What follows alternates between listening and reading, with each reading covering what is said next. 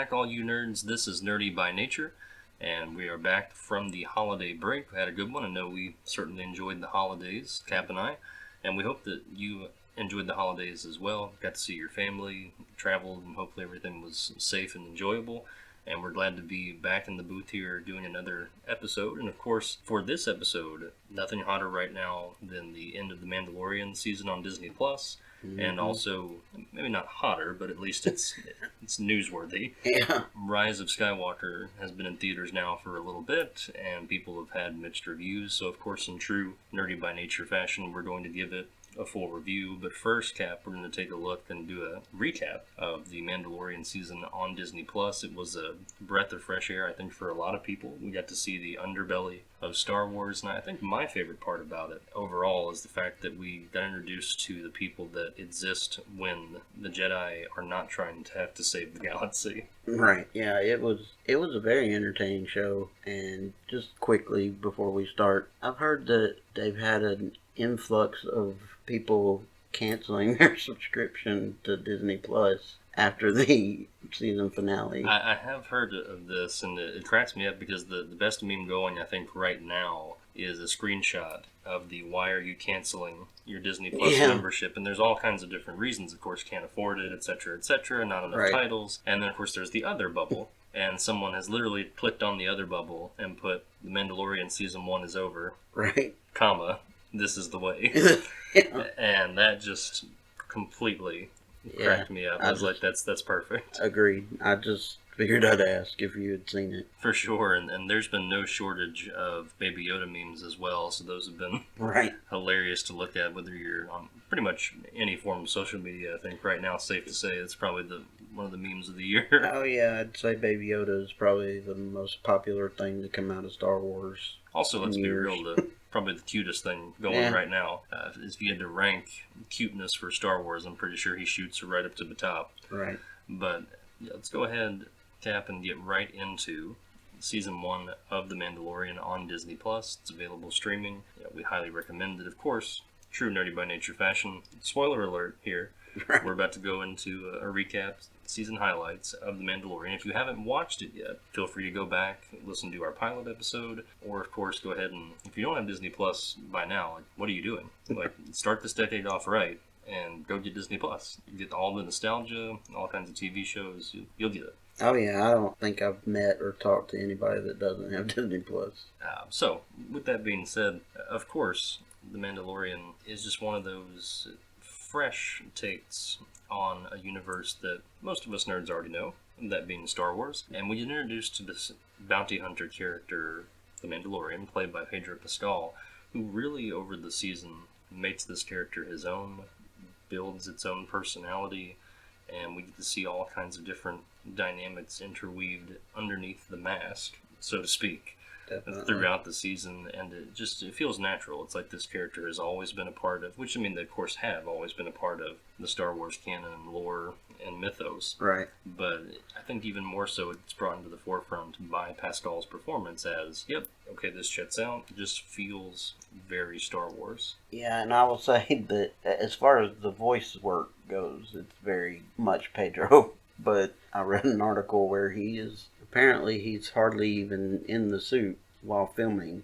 He does all the voice work, obviously, but Bryce Dallas Howard, the director of episode 4, I believe, it's called Sanctuary, somebody asked her in an interview how it was working with Pedro, and she said, well, he wasn't there when I did my episode, so she had to work with a bunch of stunt doubles and stand-ins, which is kind of odd to me. A little bit, but I guess also at the same point, per the whole character of the Mandalorian never removing the mask, it would sort of make sense for Pedro to not necessarily have to be present all the time, but still, in terms of actual stage work and just doing the lines and being in the studio, you would think that he would be there more often than not. Although I guess, per the article that you read, it's my understanding, we talked a little bit before the episode, that I guess he had something going on Broadway at the time, so he literally wasn't able to be in two places at once. Right, I guess he was auditioning for some Broadway show. But it's just funny to me that that's the case. And I mean, hey,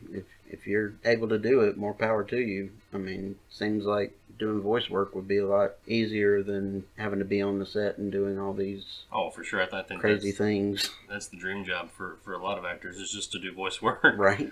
It's definitely less groundwork and easier on the body for sure, especially if you don't have to do any stunts. Right.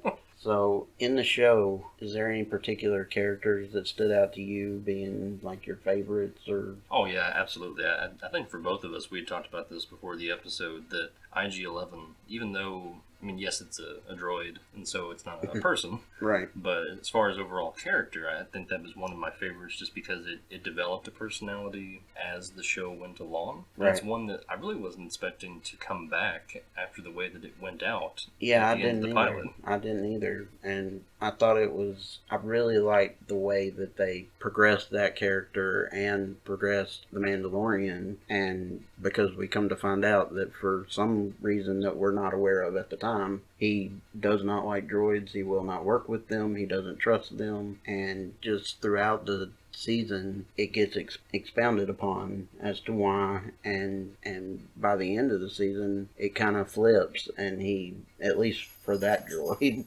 IG-11, I don't know how he feels about others, but he does learn to have an appreciation for them. Very much so, and I think probably that's by far one of my favorite characters, but honestly, I think right underneath that, or even close for a tie, would be Kuil. Just because, I have spoken. I mean, that's right. Just an iconic line now, or one that's going to become an iconic line that the people use. Oh, yeah, it already is. I see it all over the place. Right, and Nick Nolte, I mean, you can't get any better than that. Right. Doing the voiceover work, so that's just funny and enjoyable for everybody watching. So that one, for sure, I think those two were my standouts. Because the obvious ones for everybody is the Mandalorian and Baby Yoda. So, right. I'm assuming your question was more based towards, other than the obvious characters of the Mandalorian and Baby Yoda, which I enjoy. Honestly, it could have been anybody, but yeah, I mean, obviously those two are going to be the main two that everybody goes to, just because they're the ones that you see the whole time. I'll even say that I think Gina Carano did a great job as Cara Dune, the ex-rebel shock trooper. I didn't really expect a whole lot out of her just because of the small role that she played in Deadpool. Right. So I was like, yeah, she's a former UFC fighter, so I get that she can do action movies and scenes and keep up with, stunts and all of that, and props to her for it. It's not easy to do. As we just said, most people, the dream job is to be a voice actor. So to see her really kind of blossom in this show and have that personality and add that strong female character role to what is predominantly a male heavy franchise is nice. I would say that she wasn't in it near as much as I thought she was going to be, though. When she first shows up in that first episode, I guess it is Sanctuary that she first shows up in, I kind of figured that she was going to be an ongoing character from that point on, but she disappears for a couple of episodes and then is not in it near as much as I thought she was going to be, honestly. No, like you said, I thought she was going to be a tag-along there with Mandalorian and Baby Yoda and just kind of join. He would start to maybe, add people as their adventures progressed, but really didn't happen that way, and it just seemed to be just the two of them, and they would meet people as they ventured out or tried to work their way back to the client. Right, and all the promotional stuff and interviews and stuff, it was always Pedro, Carl Weathers, and Gina Carano in everything that I saw, so it almost seemed like it was going to be the group of them as like a team throughout the show, and it very much was not that. Right, but, and to your point, even Carl Weathers' character, Grief Karga, we got to see him a lot in the pilot, right? A little bit in episodes 2 and 3, and then from there, he pretty much, wasn't there until the very end of the season. Yeah, it's funny because that kind of happened with a lot of characters besides the Mandalorian and Baby Yoda. I mean, even Giancarlo Esposito the guy that plays Moff Gideon, he didn't even show up until the last 2 episodes, and I was surprised by that. Just the sporadicness of all the characters. And yet, in a weird sort of way, it all played out, I think, the way that it was supposed to. Everybody got introduced right when they needed to be, and came back when they needed to come back into the fold. And I think hopefully we'll get a little bit more of each of those characters in Season 2, which is something we should definitely talk about. Is at least right now, the rumor is that it will be back in the fall of this year for Season 2. So we'll anxiously await for that to come out. For real. It'll be well timed because that's going to be roughly the same time that some of the Marvel TV series will come out as well. So this fall 2020 is going to be huge, not only for Nerdy by Nature, but for nerds across the country and around the world. It's just going to be a nice fall. Oh yeah, Disney's subscription numbers will definitely go back up. I was going to say, I feel like a lot of Mandalorian fans will come back for the same reason. This is the way. Right. And honestly, I mean, it couldn't have been that big of numbers that dropped off just because most people signed up for a yearly plan anyway. Yeah, I'm highly doubting that the yearly subscribers were the ones that were apt to say, I should mention, this is the way I'm going to cancel my subscription. Right. Because they've already got them for a year, so you might as well use it exactly while you've got it. But to get back into the show itself overall, the last 2 episodes I think were most everyone's favorite because they just were action-packed. The season itself logically was coming to a head. The finale was right around the corner. Right. And in episodes or chapters 7 and 8, we get a lot of important moments, and it's just so much in the sense of where Star Wars can go overall. If they choose to now gravitate towards a TV series route, I think that would be smart. Obviously, The Mandalorian works. Right. People like it. There's streaming platforms out there that, and it doesn't even have to be. I mean, I think it would be hard-pressed for Star Wars not to be on Disney+, but still, I think there could even be some healthy competition for maybe an HBO or a Netflix to try and get their own type, strike a deal with Disney and let them have a Star Wars series or a spinoff. But by and large, Disney's in a great position here to just keep churning out quality. That's the key word. Quality. Yeah. Maybe not necessarily quantity, but quality Star Wars shows. The Kenobi show is, on the horizon. That'll be a lot of fun to watch and see. Ewan McGregor announce that, so that's very exciting. Yeah. So as far as where they can go with Star Wars moving forward, it's really exciting because of what we got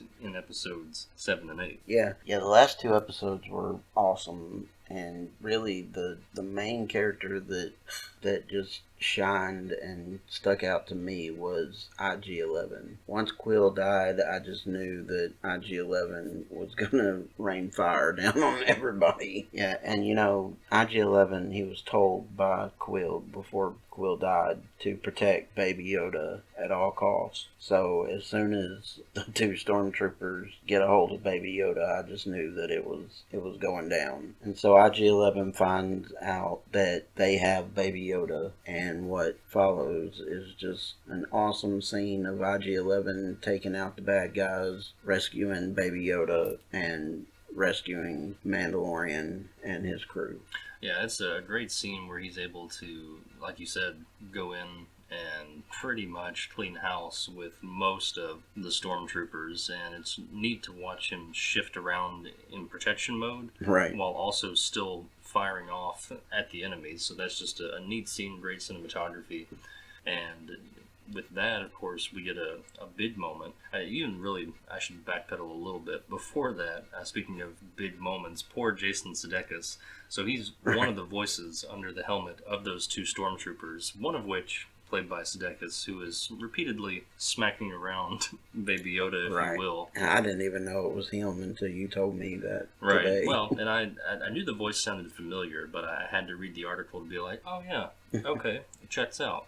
Right. And so, of course, the stormtroopers in that scene threw some punches, while the internet threw some punches right back. And so we won't dive into that whole situation, but it was definitely fun and funny to read. And so, getting back into IG-11... So what, they were just angry that he was punching the Baby Yoda? Just a little upset. Yeah. You don't give us this adorable character. Right. And then abuse him. Right. So it's just, it's not right. Right. It ain't natural. Exactly. But so, to get back into where you had left off there with IG-11 saving the day. So, of course, they are trapped. They're in the middle of town trying to take out the client. It doesn't quite go their way. But fortunately for them, in a sense, Moff Gideon and his stormtrooper Drove comes in, more or less takes out the client for them. Mm-hmm. He introduces himself as to who he is. And in episode 8 in particular, we actually find out that he knows pretty much everything he needs to know about Mando and the crew, which is a little creepy because they're all like, okay, this guy's not playing around. He really wants this asset, but they of course know they're going to protect Baby Yoda with their lives if necessary. Right. And I would be really interested to know how Moff Gideon knows all this. Do you think they have the internet in this galaxy? Has the Wi-Fi from the sci-fi galaxy. Which, I mean, I'm sure he's got records, or if he's, working for this new order or some form of the Imperial Empire that's left over, I'm sure he's got resources. Oh, yeah. So, and of course, Mando is very familiar with who he is, so their paths may have even crossed before. That's true, yeah. So it's possible that he's, seen or at least heard tales of each one of these individuals at one point or time, and he's just got a good memory, or he's, keeping tabs for them on purpose. But still, it's just one of those, oh wow, okay, this guy is pretty powerful, don't really want to mess with him, let's get the heck out of here and figure this out later and put as much space in between us and him as feasibly possible. And so that's exactly what they try and do. And in the end, we get two really cool scenes where, of course, they go on. We think for a second, are we going to lose the Mandalorian? Like, is this going to be, no, surely there's, it's already greenlit for a second season. Can't be the case. And so IG-11 ends up helping save Mando, and in doing so, he has to remove his helmet, the one thing he refuses to do the entire season.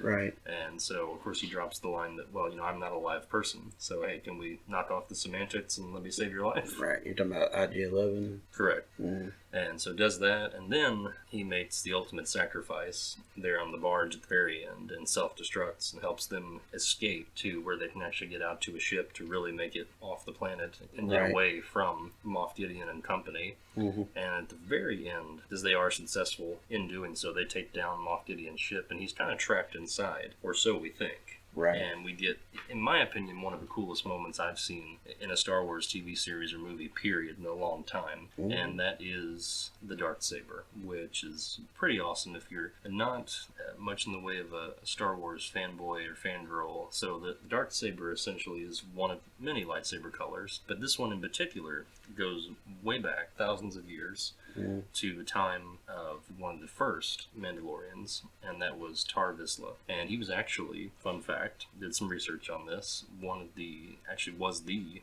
first Mandalorian that was inducted into the Jedi Order. Uh-huh. So pretty neat history lesson there. And then eventually it's changed hands a few times, the Darksaber has, over its existence, going to his relation Pre-Vizsla, who had it for a while, tried to take back over Mandalore with it, because for a while Tar Vizsla made it ultimately to have an orderly rule over Mandalore and do it justly and do it correctly. And then once everything was in peace, they put it away in the temple. Some Mandalore bound together and got it back. Yada yada. I believe Darth Maul at one point has also wielded the Darksaber. It's been wielded by others throughout the Clone Wars saga, so not enough time to go through all of that. Right. But essentially, it's got huge implications, like I said earlier. So, how, we had talked about this, Cap, before the show. How did he get it? Where did he find it? Right. So, it's just a really great way to end Season 1, because I'm really excited to see what's going to happen with this Darksaber in Season 2. Right, me too. And it seems like the second season is going to center around Baby Yoda more so than even this season, because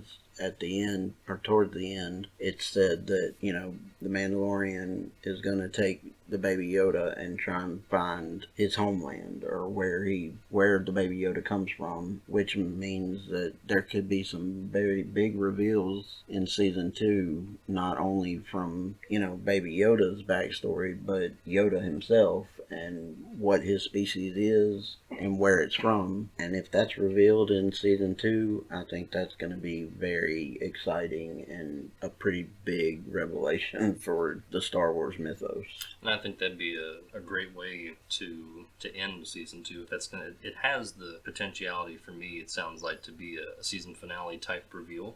Right. So that could be really big. And something that I wanted to touch on real quick before we go into the Rise of Skywalker review was a moment that is actually quite relevant to segue into Rise of Skywalker, because we saw this throughout the film. Right. Is we get introduced in episode 7 to sort of a new, at least new to the viewers, maybe not necessarily new to the Force and its powers and its lore and the legends and the books, and the Star Wars fanboys and fangirls may have already known about this for quite a while, but it was news to me, I guess. Right. As Me just too. a casual Star Wars fan, if you will, as we've said before. So that is the Force healing that we saw by Baby Yoda for Grief Karga there after he's attacked by what looks like space pterodactyls, Yeah, more or less. like, I'm sure there's an official name for them, but I'm not a Star Wars zoologist or Yeah. cryptozoologist, Right. so yeah, bear with us. I don't think anybody really knows what they were. I've seen videos of people, watching the Clone Wars and Rebels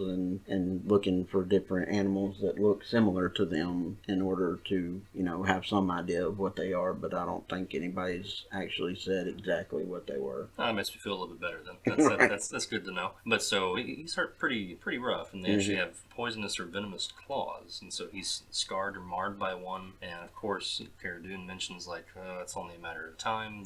He may not make it. Right. And then of course Baby Yoda comes over and is like, I got this, and uses his Force heal power, which made me realize, oh, okay, this is new. This is fun. Right. That's pretty convenient power to have for a Jedi or a Sith, which we knew, of course, in the prequels. Palpatine spoke of having capabilities to use regeneration or more or less essentially make somebody immortal. So we've had this idea that it's possible, but we didn't really actually see it, to the best of my knowledge, until this particular episode. Man, how crazy would it be if Baby Yoda grows up in the show and turns out to be like one of the worst Sith Lords of all time? I mean, it's possible, because he has Force choked, a few people. Right. He definitely went after. It could very well be that the only reason he hasn't went after Mandalorian is quite literally because he views him as a bodyguard or means of protection, or at least somewhat of a father figure, and then everybody else is his plaything. So that would be pretty wild if he wound up being some kind of Baby Yoda Sith. And I'm not gonna lie, I'm kind of on the fence with the whole Force healing ability right now, just because if they have the ability to Force heal, it kind of takes away any suspense or fear for the characters in the shows and movies if they can just heal. True, that's a fair point, because essentially, which I'm not really sure. I'd be curious to see how powerful the Force healing is. I guess it would all depend on the level of Jedi Master that you are, or Sith Lord. Right. Because in a sense, it seems like Palpatine has been using the dark means of the Force to keep himself alive all this time and regenerate or reanimate himself. So, I mean, Right. as far as what it can do or its capabilities or limits, it would seem to be just based upon the power source or level of whomever's actually using the Force healing from its own power. Right, and I would be interested to know if Sith have that same ability or not, because I mean it would answer a lot of questions if they do, but I haven't read anywhere conclusive as to whether both factions have it and if anybody's ever had it before now. Right, and I think it's a perfect time, with that being said, to go ahead and segue into our Rise of Skywalker movie review. And so, of course, at this point, as we mentioned with The Mandalorian, if you have not seen Rise of Skywalker, I implore you to go watch it and form your own opinion. There's been mixed reviews on the film, to say the least. To put it nicely. We try to be polite here on Nerdy by Nature as much as we can. Yeah. But we still give you honest and fair reviews, obviously. And to speak candidly about this particular film, was it the best Star Wars film of all time? Of course not. That's Empire Strikes Back. Everybody knows that. So there's no reason to say that. But was it a serviceable third film in a new trilogy that tried to push boundaries at moments and maybe failed at others? I think so. I think we have to keep in mind here, Cap, that J.J. Abrams had to do the best that he could with this third installment and make it cohesive from Force Awakens to a movie he had no hand in whatsoever with Rian Johnson's The Last Jedi. He had to take those two, meld them together, Right. and then sprinkle in some fan service and Star Wars nostalgia. And would you say it's fair to say that neither of us were big fans of The Last Jedi? I think that would be fair, especially now having watched this final installment by J.J. Abrams and knowing if he would have gotten... It would have been very interesting to, in a perfect world scenario, or alternate, to use a Marvel term here, a multiverse scenario, to go to a multiverse where Abrams got full control of all three. It would have been very nice to see what his plans were for that second film, or where he would have taken things after Force Awakens. Right. But we'll never know, because all we have right now is the simple fact that Force Awakens was a great reintroduction to Star Wars and felt very nostalgic, and yeah, it's back, and this is going to be a new trilogy, and it'll bring an end to the saga. So excited. And then all that gets turned on its head with The Last Jedi. Right. And I wouldn't even say in a bad way. It was just in a different enough way that it put a craw or just rubbed some Star Wars fanboys and girls the wrong way. Right. And then when you try to redeem that in a third film, it just makes for a lukewarm trilogy overall, I think. Right. And I think it was not going to be good either way, the situation, I mean, just because you either have the people that hated The Last Jedi, and so they go into this movie hoping that he fixes everything from The Last Jedi, and so there might be some people that like it because of that, and then you have the people that were fans of The Last Jedi, and him doing everything in his power to fix the perceived problems from The Last Jedi angered them, So I just don't think there was any winning. And it's funny that you mentioned that because, if I'm not mistaken, an article that I read, J.J. Abrams himself commented on the mixed reviews and said that really, in a sense, both parties are right. Right. Yes, those that wanted things to be fixed drastically from TLJ got what they wanted, or maybe not. And then those that, just wanted to watch a good Star Wars ending got what they wanted. So I think that it's really just depending upon the type of Star Wars fan that you are. So that's why we recommend you definitely go watch it and then form your own opinion and see how you feel about it. Because they do some things well, as far as, for take example, we get to finally see Rey really come into her own and be exactly who she is. And we get a great reveal later in the movie that we'll get to in a moment. But that's a wonderful moment, and I feel like the cameos, for me, were all well done. They didn't seem forced when they could have been, and it's just very nice to see him sprinkle those in throughout the movie in a timely manner.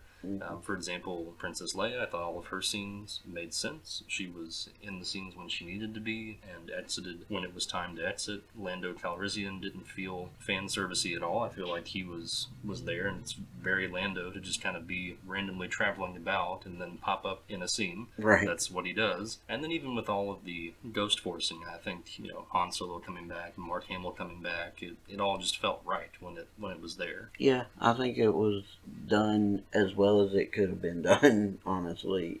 I didn't mind the Leia stuff. It felt like it fit, and they did what they could with what they had. I almost would rather have seen Leia go out. I would have rather Leia be the one to do the holdo maneuver, as it's been called now, and go out there than continue in this one. But I think with the decisions they made and how they did it, they did the best they could with what they had, and so it worked for me as far as Leia goes. I think for me, something that didn't work in the very beginning was the buddy cheese factory that was Poe and Finn throughout most of the movie. And, I get that obviously they met in Force Awakens and they've been close throughout these films the entire time. And so it's understandable, especially whenever you have a franchise like Disney with certain movies, you understand there's going to be a level of cheesiness. That's fine. Right. But some of the lines, for example, like, well, we go together. And it's like, okay, well, Finn already said that earlier in the film. This is, of course, speaking towards the realization that they need to go with Rey on this trip to Exegol to stop Emperor Palpatine once and for all and try and bring down this Sith Lord and his mega army. Yeah. And I think they just went a little too far with the buddy part of it. Right. It just seemed like it was just almost forced in certain moments. Right. I know that everybody likes that trio of characters and feels like they didn't get enough time together in The Last Jedi, but the way they did it, it felt another thing that they did to try and fix the problems of the previous movie was they tried to have those three together the whole time, and it just felt a little too forced, in my opinion. Sure. And honestly, it to me, it just felt like J.J. Abrams sat down with a pad and went on the internet and just wrote down every single thing that people were upset about from The Last Jedi, and just like had this checklist while he was filming Rise of Skywalker, and just checked each one of them off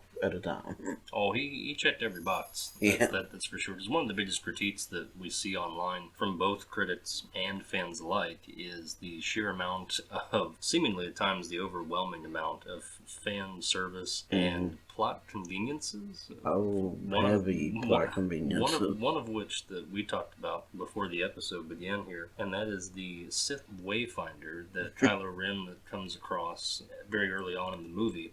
Mm-hmm. And just to give you an idea of how this is a plot convenience, it's like, oh, okay, hey, this is this new pyramid GPS that will lead you right to Exegol. Right. How convenient. Like, where was this when Vader was around? Like, right. Was he aware of this Sith Wayfinder? You know, now, we haven't necessarily done as much research to see how Star Wars canon this is, but, I mean, for most of us, casual Star Wars fans going out to view this movie, that's the first time ever seeing of this particular device. Yeah, that whole device, just from the idea of it to the actual name of it, just kind of took me out of the movie completely. I mean, the name of it alone sounds like a video game perk that you have. It just, I couldn't get past that. Yeah, I can see that, almost like a Sith utility belt. Like if you're scrolling through your options on the controller, right? And it's like, use Sith Wayfinder as your map. But I will say that Adam Driver as a whole, playing Kylo Ren and Ben Solo, was a bright spot in this film. Absolutely. And we really get to watch him develop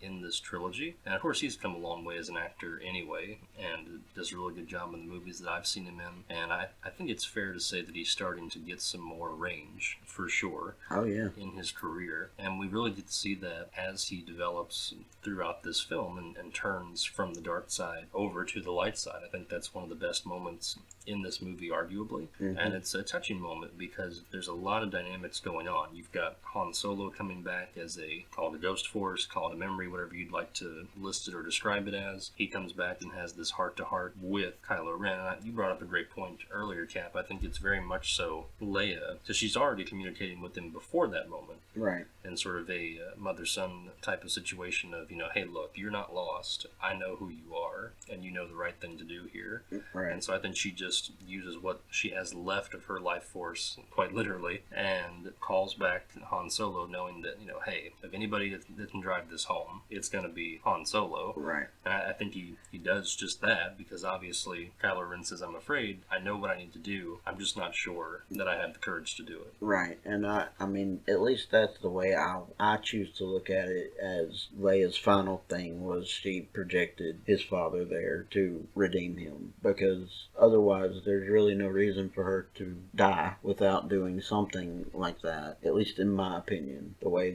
it went out. And I mean, I will say that the scene with Han Solo and Ben was one of the better scenes in the movie, in my opinion. I mean, they even did a whole callback to his I know line from when Leia told Han that she loved him, and he says, I know. He even says that to Ben when Ben says, Dad, and then he says, I know, you don't have to say it, is basically what he's getting at there. And Adam Driver's performance was one of the better performances, and I really, really liked him as Ben after he'd been redeemed. It just wasn't enough of him. There was not near enough of him being the good guy. No, not at all. But I will say, to stay on the lighter side of things here, before we get into ultimately what didn't work in the very end of the movie's climax, right, as we wrap up our review discussion here shortly, was the fact that I did really like the way that Abrams was able to amplify the Force FaceTime or Force Skype, if you will, right, between Kylo Ren and Rey, because we really got to see, okay, they not only had the ability to have full-on chats with one another, which we saw to an extent in The Last Jedi, that they could actually reach out to one another quite physically physically Right. and touch one another or be in one of the other's planes. Mm-hmm. But we really get to see that kicked up to 11 when they have a full-on duel in two different planes. And so that's just a really cool scene to play out. You get a lot of back and forth and nice,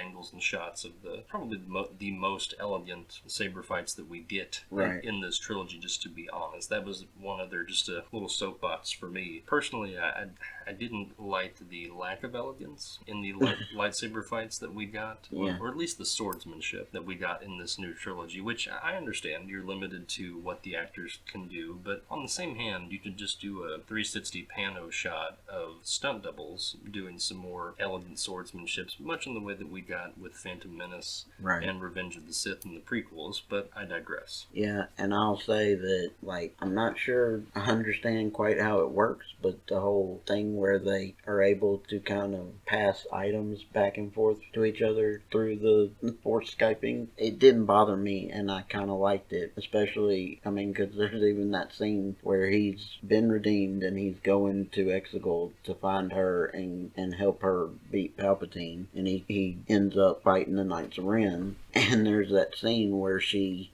sends him the lightsaber, and he pulls it on the Knights of Ren, and they all look at him, and he kind of looks back at them and gives a, this is happening kind of look.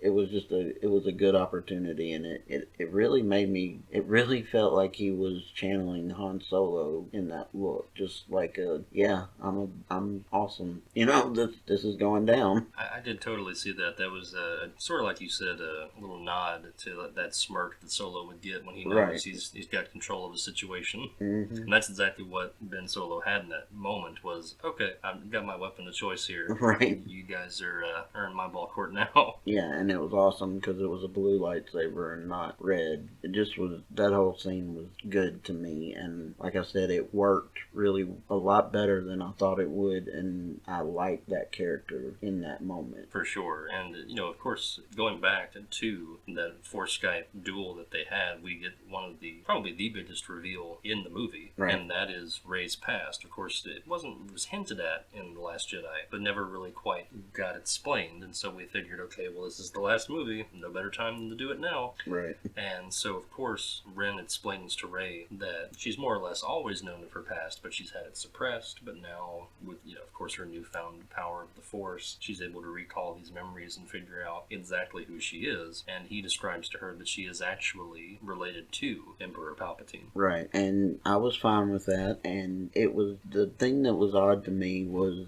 the moment that they showed the flashback of her parents dropping her off, and, you see that her parents are Palpatine's son and his wife, and the first thing I could think of when I saw it was, who the heck did Palpatine get pregnant?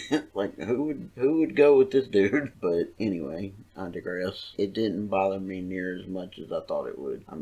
I was not one of the ones that liked her being a nobody, but it never felt to me like in this movie that any of the stuff that was happening was planned from the get-go. It felt very reactional and hey, we need to fix this. And it very much so, I think, was sort of just a collaboration of Force Awakens and The Last Jedi, and how can we take things that work and fix things that didn't, and mix them all together for The Rise of Skywalker. And again, there's, like we said throughout this review of the movie, there's certainly things that work, there's others that not really, that just didn't work, or it felt forced, or it felt cheesy, or a little bit over the top.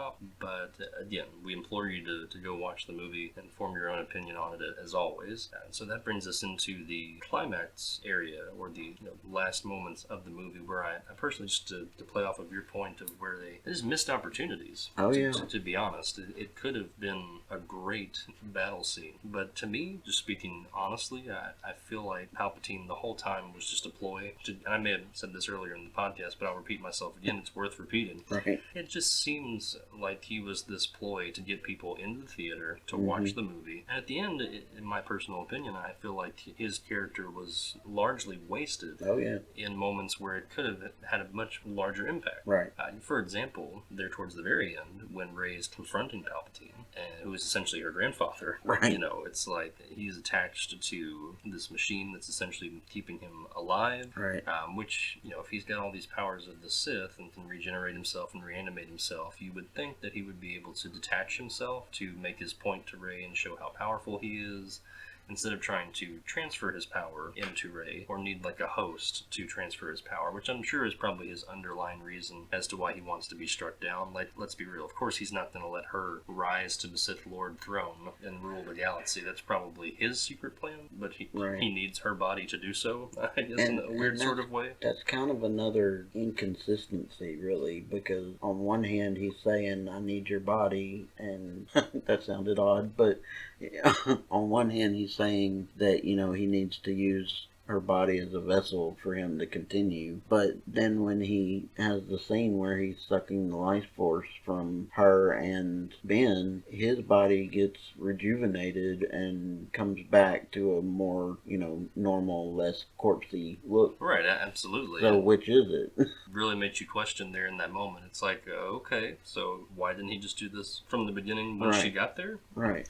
So just makes you wonder, leaves more to be explained in that particular instance. And then, of course, we also get more of Adam Driver in his newfound hero role, which is awesome. But even then, once they team up both with their own lightsaber, it's just a moment where you're thinking, okay, so they're going to have this battle, and it's not like Palpatine can't use a lightsaber. He knows how to use one, but it ends up being all Force lightning, and it's just much to do and they about don't nothing. they don't even get to have a fight. I mean, not really. They do their stand together like we're ready to fight, and then Palpatine shoots Kylo or Ben off into a hole, and then that's the end of that fight. Which, you know, I should say in all fairness, I mean, at this juncture, we have to understand that Palpatine has reached a power level that is pretty impressive. I mean, the guy's able to raise an entire Sith fleet of starships with just the power of the Force. So I get how omnipotent this guy is in this moment. Mm-hmm. But you would think with Rey and Ren, that would at least be enough for them to have a battle. Even if they're outpowered or life drained or thrown around like rag dolls, at least show, like, are they going to make it, you know? Mm-hmm. But to just immediately send them off, you know, where's the fun in that? And so I just think that, like I said, an opportunity was missed to really make it a true climax, because what we end up getting is still a pretty cool montage of all the different Jedi Masters over time, and a lot of people came back in the sound booth to cut those bits of sound, so that was great. You know, that was definitely a highlight of that low moment there in the climax, because Rey is just laying there looking up into the stars of Exegol and also seeing her friends in the battleships, and they're not going to make it. Right. It's very reminiscent to when Palpatine was trying to explain to Luke, you know, sorry, our defense systems are very operational, and your friends, you know, aren't going to make it. You need to just go ahead and join the dark side. So that was a nice callback as well. But, you know, ultimately, it just leads to kind of an awkward moment, and I think you know where I'm going with this, Cap. So Rey presumably gets a little bit of the Force back inside of her, enough to rise up, dual wield both lightsabers, green and blue, and Palpatine in all of his arrogance says, and I am every Sith Lord. And of course, Rey rebuttals with, and I? Iron Man? At least that's the first thing that I thought of. Yeah. When I heard her say that, I was like, oh, it's pretty much exactly like what goes down in Endgame. Right. But nevertheless, she says, and you know, I am every Jedi. It's kind of a cool moment. So, of course, she ends up literally charging back the Force lightning from Palpatine, turning it on himself, and you know, melting him down to non-existence. Which another joke I've heard everybody saying is you would think that Palpatine would learn to turn it off by now, since, you know, he's already had this happen before. Right, it's not the first time that this has been used against him. So, yeah, just another thing where you're like, okay, yeah, sure, we'll accept this. Mm-hmm. And, of course, with that, she is then just as immediately as she got the power of the Force from the Force spirits is drained. Right. Kylo Ren, of course, comes back up very heroically, uses Force healing. Yeah, thank goodness he didn't die going down that hole. Which that's a whole other potential problem of, you know, well, if he's drained as well, how did he muster up the energy to get back up that cavern? Does it look pretty deep? Mm-hmm. But nevertheless, movie logic. So he comes back, saves Rey, saves the day. We get a romantic moment between the two of them that is just as quickly as we've had it, it's gone. Yeah. And from there, the movie more or less comes to a predictable close, as Right. she, of course, takes on the last name of Skywalker, which again is all too convenient. Yeah. Old lady approaches and says, "What's your name?" "Well, what's your last name?" So, movie logic. Right. And, Yeah, I would just.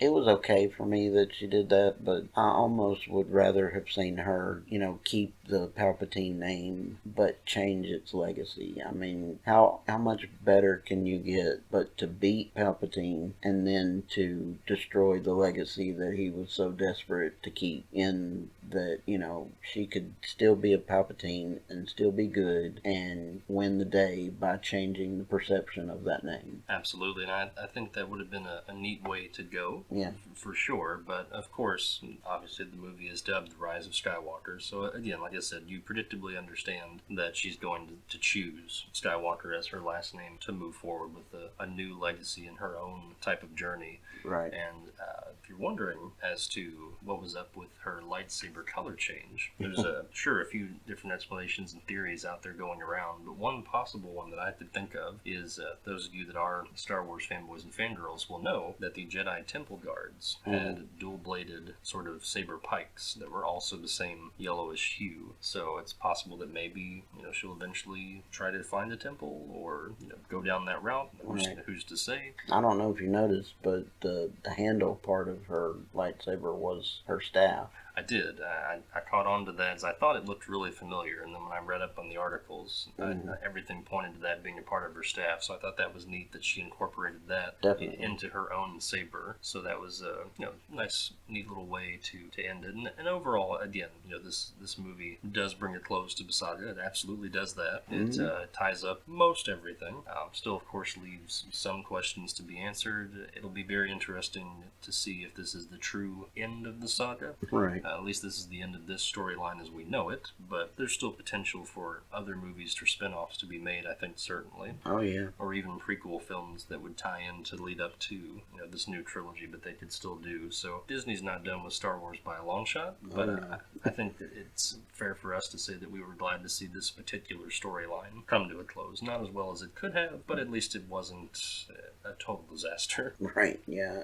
Like I said before, I think that it was done as best it could be done with what they had to work with. And so with that's going to bring this particular episode of Nerdy by Nature to a close. As always, we thank you for listening. If you liked what you heard, be sure to hit the like button, share this with whomever you think would actually like this type of material and content. We also have a Facebook page. We mentioned that on our last episode, dubbed by the same name, Nerdy by Nature, so just type that into the search query. We are, of course, taking applications as often as possible, so feel free to join the group. We'll be starting some more chats and group discussions as the group grows. We're about 63, 65 strong. So our goal, I think, for the month of January through February, very attainable, will be to get to that 100 mark. So we'll see if we get there and keep you guys in touch with that. And of course, feel free to comment, let us know what we got right, what we got wrong, what you would like to hear moving forward. And speaking of which... Also, application is a loose term. It's really more of a click here to join group, and then one of us will go through and approve. That's fair. And so, speaking, of course, of moving forward, and for our next episode, since we'll stick on the hot streak here with what's current and happening, we've already talked about The Mandalorian and Rise of Skywalker. We'll just keep that going with The Witcher. On Netflix, it's an 8-episode series based off of I believe it's a video game series as well as video books. Game and books, yes. And so, of course, that has Henry Cavill as Geralt, is the main character, and so we will be binging that and bringing that to you for sure this next episode go around, and look forward to. We've heard a lot of good things about the show, so it'd be interesting to see what it's all about, and of course, for those that are already in the know, I'm sure you'll look forward to seeing our take on it. Absolutely. And with that being said, I'm Agent Smith. And I'm Captain Rogers. God bless.